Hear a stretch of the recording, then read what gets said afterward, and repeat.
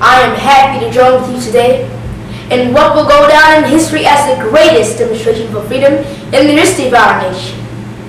5 years ago, a great American in whose symbolic shadow we stand today signed the Emancipation Proclamation. This momentous decree came as a great beacon of light of hope to millions of Negro slaves who had been seared in the flames of withering injustice. It came as a joyous daybreak to end the long night of their captivity. But 100 years later, the Negro is still not free. 100 years later, the life of a Negro is still sadly crippled by the manacles of segregation and the chains of discrimination. 100 years later, the Negro lives on a lonely island of poverty in the midst of a vast ocean of material prosperity. 100 years later, the Negro still finds himself languishing in the corners of American society and finds himself in exile in his own land. And so we have come here to dramatize a shameful condition.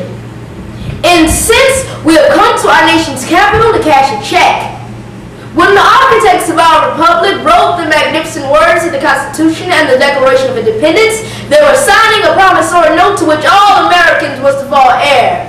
This note was a promise that all men, yes, black men as well as white men, would be guaranteed the unalienable rights of life, liberty, and the pursuit of happiness.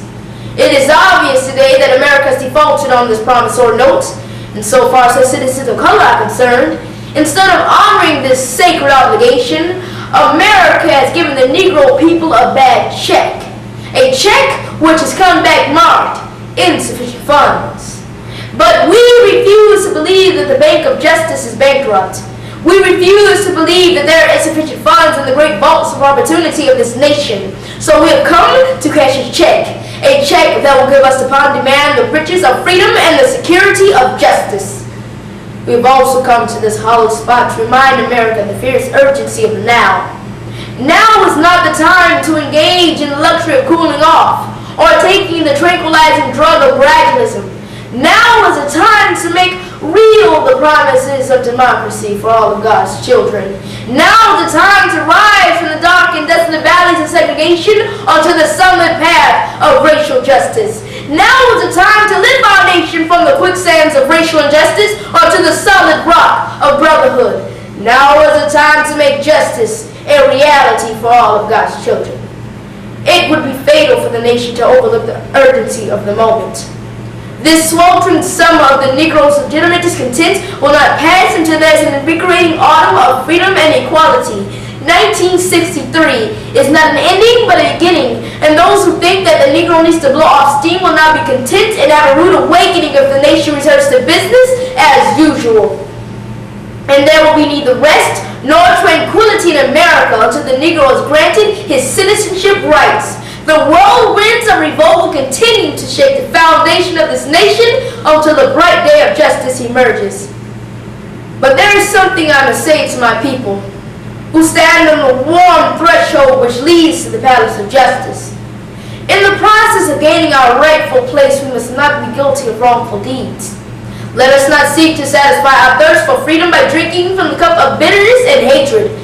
We must forever conduct our struggle on the high plane of dignity and discipline. We must not allow our creative protest to degenerate into physical violence. Again and again, we must rise to meeting the majestic heights of physical force with soul force. The marvelous new militancy which has engulfed the Negro's community must not lead us to distrust in all of our white people. For many of our white brothers, by evidenced by their presence here today, have come to realize that their freedom is tied up with our freedom, and have come to realize that their destiny is inextricably bound to our destiny. We cannot walk alone, and as we walk, we must make the pledge that we shall always march ahead. We cannot turn back. And there are those who are asking the devotees, when will you be satisfied? And the answer is, we will never be satisfied as long as the Negro is a victim of the unspeakable horrors of police brutality. We can never be satisfied as long as our bodies, heavy with the fatigue of travel, cannot gain lodging in the motels and the highways and the hotels in the cities. No, we cannot be satisfied as long as the Negro's basic mobility is from a smaller ghetto to a larger one. No, we cannot be satisfied as long as our children are stripped of their selfhoods and robbed of their dignities by signs standing for whites only. No, we are not satisfied, and we will not be satisfied as long as a Negro in Mississippi cannot vote and a Negro in New York believes enough which true votes. No, we are not satisfied. We will not be satisfied until justice rolls down like waters and righteousness like a mighty stream. I am not unmindful that some of you have come here out of great trials and tribulations. Some of you have come straight from the narrow jail cells. And some of you have come from places where your quest for freedom has left you battered by the storms of persecution and staggered by the winds of police brutality. You have been the veterans of creative suffering. Continue to work with the faith that unearned suffering is redemptive. Now go back to Alabama. Go back to Mississippi. Go back to Georgia. Go back to South Carolina. Go back to Louisiana. Go back to the slums and ghettos of our northern cities, knowing that somehow the situation can and will be changed. There is something I must say to you today, my people. For even though we face the difficulties of today and tomorrow, I still have a dream. A dream deeply rooted in the American dream. I have a dream that one day this nation will rise up and live out the true meaning of its creed. We hold these truths to be self-evident that all men are created equal.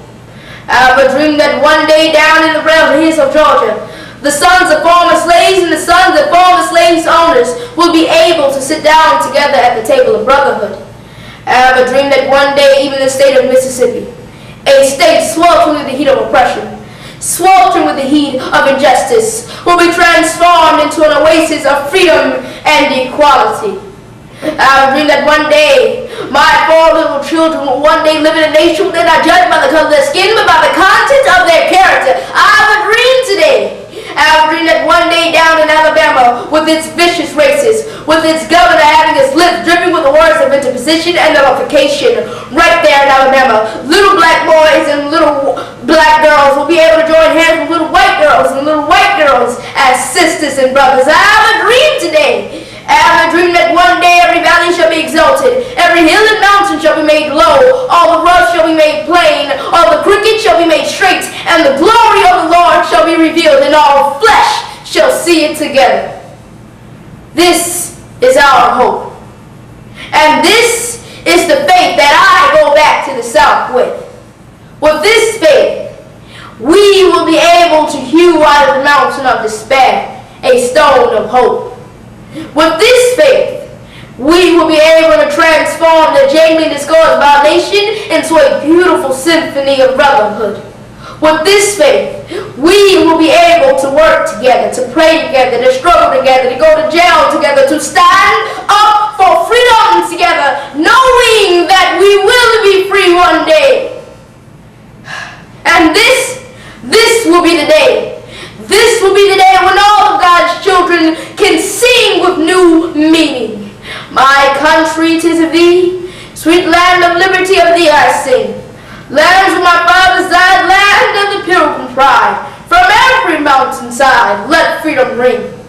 And if America's to be a great nation, this must become true. And so, let freedom ring from the prodigious hilltops of New Hampshire.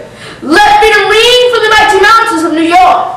Let freedom ring from the heights and Alleghanies of Pennsylvania. Let freedom ring from the snow-capped Rockies of Colorado. Let freedom ring from the courageous slopes of California. But not only that, let freedom ring from Stone Mountain of Georgia.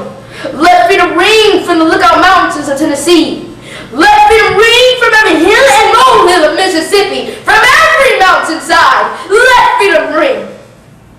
And when this happens, when we allow freedom ring, when we let it ring from every village and every hamlet, from every state and every city, we will be able to speed up that day when all of God's children, black men, white men, Jews and Gentiles, Protestants and Catholics, will be able to join hands and sing in the